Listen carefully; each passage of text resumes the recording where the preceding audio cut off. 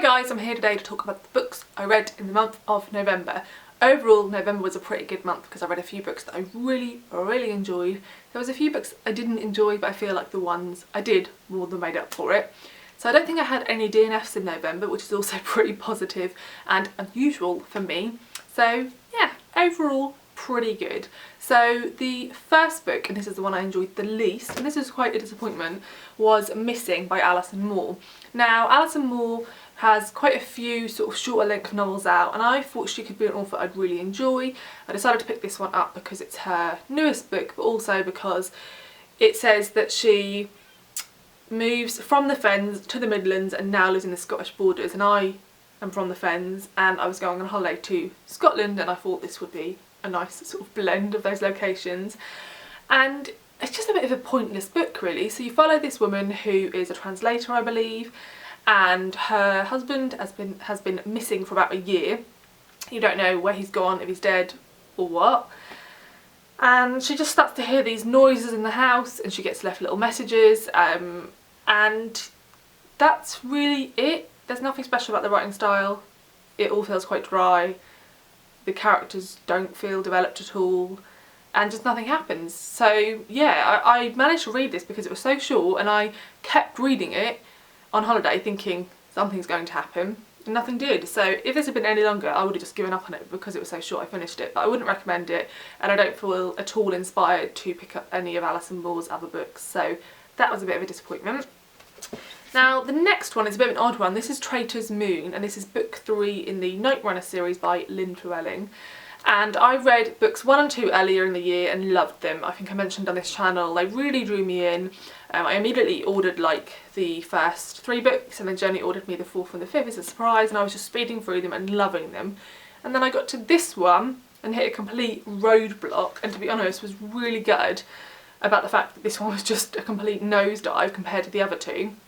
But then I saw Chris from Chris's Bookish Cauldron do a video about the entire series, because he very quickly read through all 7 of them, and he mentioned that this was the weakest book of the 7 and that you have to push your way through it because then they get good again. So I downloaded it on audio and I've been gradually making my way through it. To be honest, it's still taking me about 2 months to force myself through the audiobook. The last few hours were better, but it's just not as good. So if you don't know, this is a fantasy series that I believe was published in the 80s or 90s initially, yeah, the 90s, and you follow 2 men called Alec and Sergil, and they're night runners, so effectively they're like spies, and they run around this fantasy world, and they're very involved with the royal family and like intrigue and stuff like that. The characters are really well detailed. These aren't amazingly well written, and there's lots of names and sometimes just stuff you don't need to know, but they're quite fun, they're quite easy, and they're easy to be drawn into. Basically, they can be read as like not a series of 7. The first 2 are a duology, and then this one is sort of starting a new arc. But I've heard that it's almost like its own standalone, and then book 4 and 5 are another duology. So part of me considered giving up on this one, but then I didn't want to like miss out on the main character's storyline. So I've got through it. It wasn't very good. There was way too many characters' names. Way too much complicated intrigue that I couldn't follow and didn't care to follow because I didn't care about any of these people. So I finished it. I'm hoping the next book will be really good, and I still feel happy to carry on with the series because I have heard it gets better again. But yeah, this one was quite a disappointment compared to the first 2. Then I have a few sort of shorter books that I picked up. So we have the Restless Girls by Jessie Burton. This was illustrated by Angela Barrett, and I decided to pick this up because it was so beautiful and I heard quite a few people rave about it. Now I enjoyed this, but I just don't feel like I get a lot out of books like this. So this is a children's book with beautiful, just hit myself in the face, beautiful illustrations like this one on the cover, and it is a retelling of the 12 Dancing Princesses story. It's a nice pretty book, there's some nice funny bits in it, and it's really good in terms of girl power. However, this is quite a surface level story. It is for children, it doesn't really go any deeper than that, and yeah, you sort of read it and think, oh, okay, that was nice, and that's pretty much how I felt. So yeah, in hindsight I'd probably have been happy just borrowing this from the library and then returning it. So I don't think this is one I'll keep. I think I'll sort of send it to this one on its way for someone else who will enjoy it more than I will. It was nice, but yeah, I think I just wanted more from it in some way, so there's that one. Then Another book, and this is a bit of an odd one for me because I really thought I was loving it and then I didn't love it quite as much. This is Tales from the Inner City by Shaun Tan. So this is beautiful, as you can tell. And each of these stories is focused around an animal, but all of the stories are told in the inner city, so it's sort of animals in this urban environment. So probably the first half of this book I just sped through and I was like, this is amazing, this is such an excellent book. And then the second half I just thought were significantly weaker, to the point where I would rather this book had been shorter and overall a stronger book.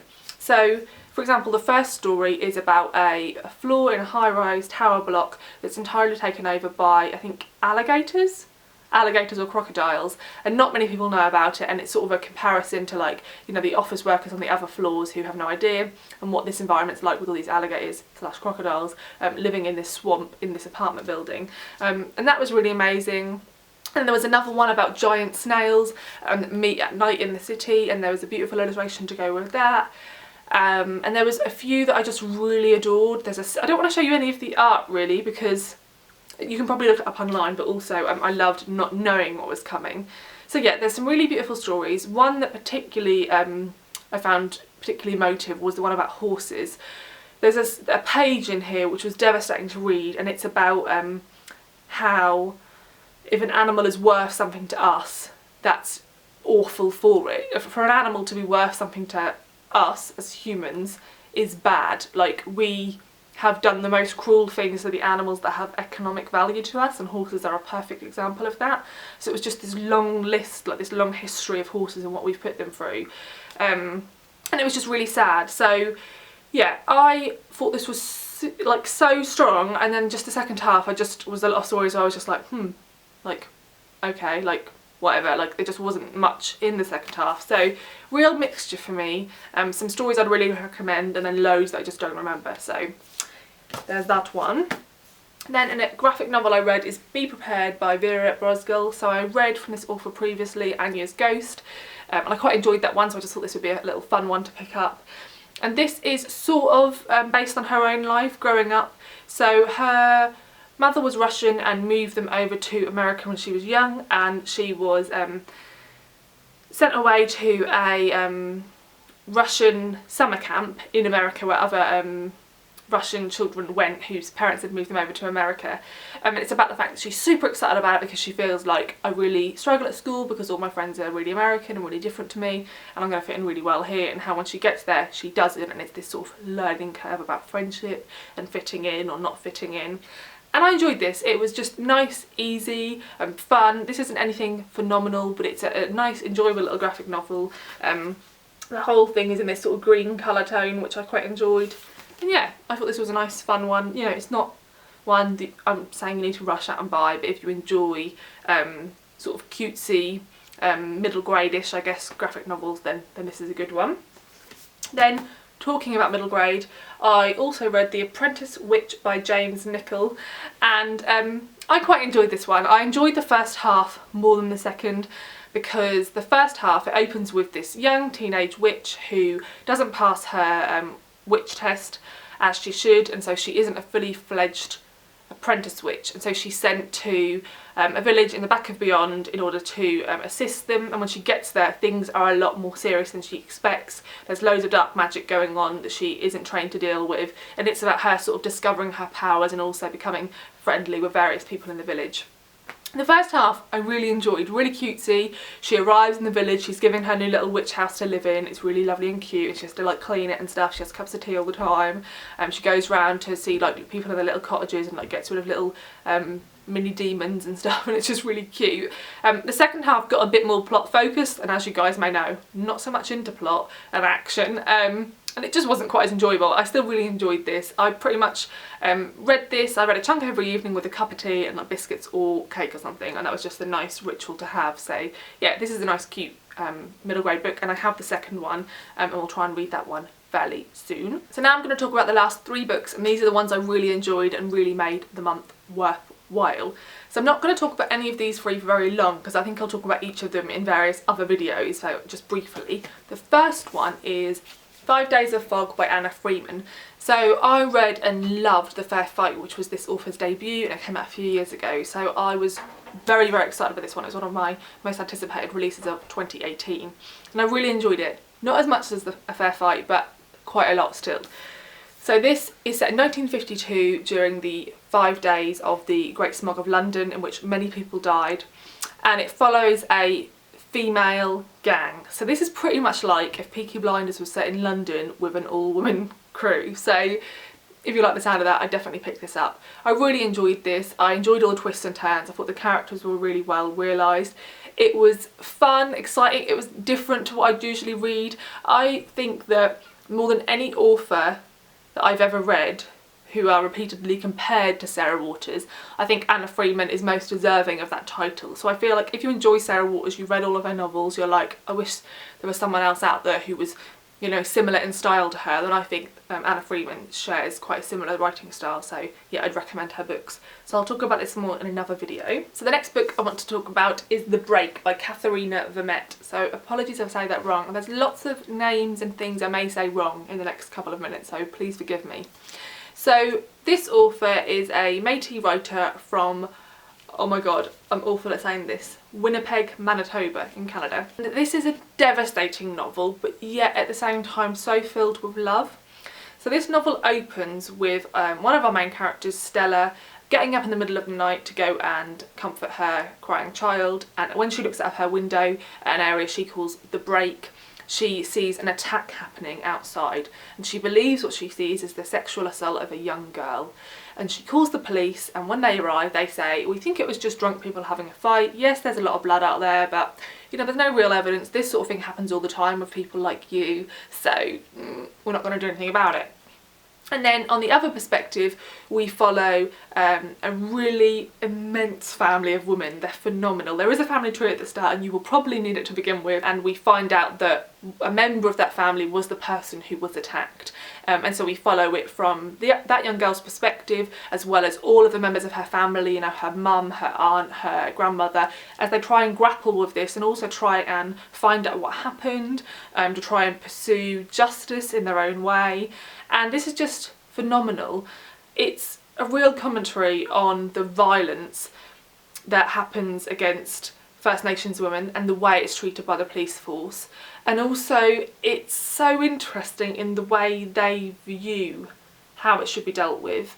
It's devastating in its way, but also just really powerful.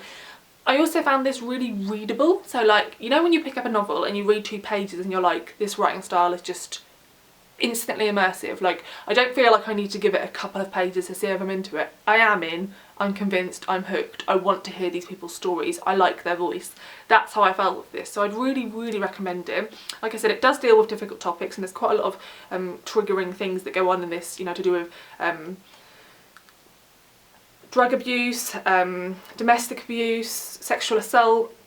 So it is quite an upsetting novel, but as I said, I also feel like it has an awful lot of love in it. So I didn't feel like really hopeless and depressed reading this at all. So yeah, I'd really recommend this one. One of the best books I've read this year. That's The Break. And then my favourite book of the month, and this is such a shocker because I wasn't prepared to love this one really, is Conversations with Friends by Sally Rooney. So I read Normal People last month or the month before, and I adored it. And I told you guys it was like my favourite book of the year or the last couple of years. And I said I was going to give this one a go, but I wasn't expecting to really love it because I knew that most people either really loved one or the other, and whichever one they loved, they then didn't really enjoy the other one. So I was like, probably going to happen to me. That's okay, because Normal People are so amazing, I can accept that, you know, this one won't feel the same for me. It did. Now, I feel like I still maybe love Normal People a little bit more. I'm unsure if that's because it's the one I read first or because I connect a bit more to the characters, I don't know. But I loved this.